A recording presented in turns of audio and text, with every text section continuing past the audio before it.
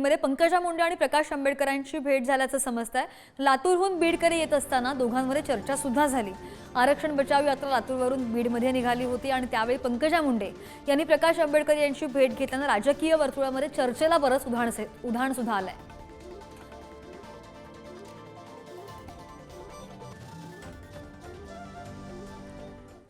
आणि पंकजा मुंडे आणि प्रकाश आंबेडकरांच्या या भेटीवर सुषमा अंधारेंनी सुद्धा टीका केल्याचं पाहायला मिळालं।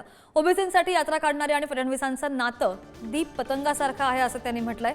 आंबेडकरांच्या आरक्षण बचाव यात्रेवरून अंधारेंनी हा टोला लगावलाय।